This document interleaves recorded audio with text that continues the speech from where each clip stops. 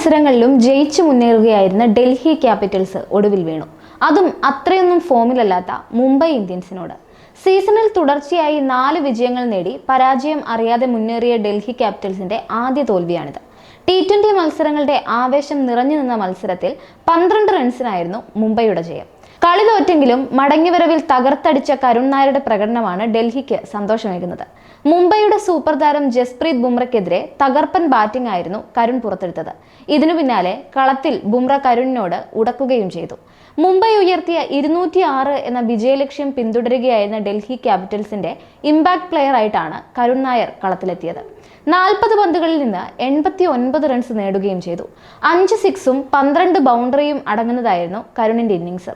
3 വർഷങ്ങൾക്ക് ശേഷം IPL-ൽ ഇറങ്ങിയ കരുൺ ലീഗിലെ ഒരു മത്സരത്തിൽ നേടുന്ന ഏറ്റവും ഉയർന്ന സ്കോറാണിത്.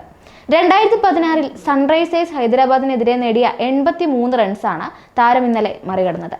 ബുംറ എറിഞ്ഞ 6-ാം ഓവറിൽ 18 റൺസാണ് കരുൺ നേടിയത്. 2 സിക്സും 1 ഫോറും ഉൾപ്പെടെയായിരുന്നു ഇത്.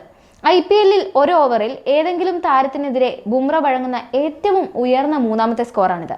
2022-ൽ പാറ്റ് കമ്മിൻസ് 26 റൺസും 2018-ൽ ബ്രാവോ 20 റൺസും ബുംറയ്ക്കെതിരെ നേടിയിരുന്നു. ഒരു IPL മത്സരത്തിൽ ബുംറയ്ക്കെതിരെ ഒരു ഇന്ത്യൻ താരം നേടുന്ന 2ാമത്തെ ഏറ്റവും വലിയ സ്കോറും കരുൺ നായർ ഇന്നലെ സ്വന്തം പേരിൽ കുറിച്ചു. ബുംറയുടെ 9 പന്തിൽ 26 റൺസാണ് കരുൺ നേടിയത്. നേരത്തെ 16 പന്തിൽ 27 റൺസ് നേടിയ ശിഖർ ധവാനാണ് ഈ കണക്കിൽ ഒന്നാമതുള്ളത്. മത്സരത്തിനിടെ ബുംറ കരുൺ നായരുമായി വാഗ്വാദത്തിൽ ഇടപെട്ടതിനും സ്റ്റേഡിയം സാക്ഷ്യം വഹിച്ചു. കരുണിന്റെ ബാറ്റിന്റെ ചൂടറിഞ്ഞതിന് പിന്നാലെ ബുംറ താരത്തിനെതിരെ തിരിയുകയായിരുന്നു.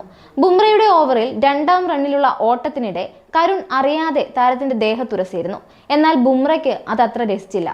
ഉടൻ തന്നെ കരുണിനോട് കയർത്തുകൊണ്ട് അടുത്തേക്ക് ബുംറ എത്തുകയായിരുന്നു.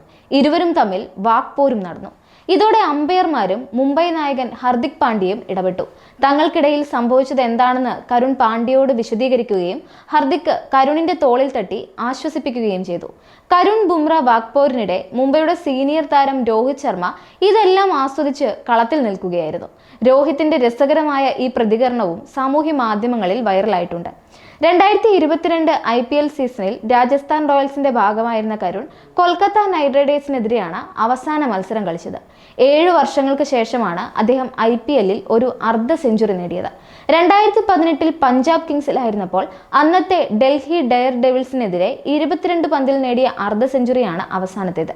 33 റൺസ് എടുത്ത അഭിഷേക് പോറലാണ് ഡൽഹിയുടെ 2ാമത്തെ ടോപ്പ് സ്കോറർ. 33 പന്തിൽ 59 റൺസ് എടുത്ത തിലക് വർമ്മയാണ് മുംബൈയുടെ ടോപ്പ് സ്കോറർ. നീണ്ട ഇടവേളയ്ക്ക് ശേഷമാണ് കരുൺ IPL കളിക്കാനിറങ്ങുന്നത്. കഴിഞ്ഞ 7 വർഷത്തിൽ കരുണിന്റെ 9ാമത്തെ മാത്രം IPL മത്സരമായിരുന്നു ഇത്. 1077 ദിവസങ്ങളുടെ ദൈർഘ്യമാണ് മത്സരങ്ങൾക്കിടയിൽ ഉണ്ടായിരുന്നത്. ട്രെന്റ് ബോൾട്ടിന്റെ ആദ്യ ഓവറിൽ 3 ബൗണ്ടറികളും ജസ്പ്രീത് ബുംറയെ 2 തവണ നിലം തൊടാതെ അനായാസം ഗാലറിയിൽ എത്തിക്കലും ഒക്കെ ചേർന്ന് ലോകോത്തര ബൗളർമാരെ തല്ലി തകർക്കുന്ന ബാറ്റിംഗ് കരുൺ കാഴ്ചവെച്ചു.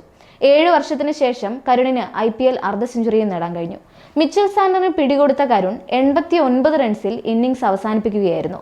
തുടർന്ന് ഡൽഹിക്ക് 12 റൺസ് അകലെ കളി നഷ്ടമായി.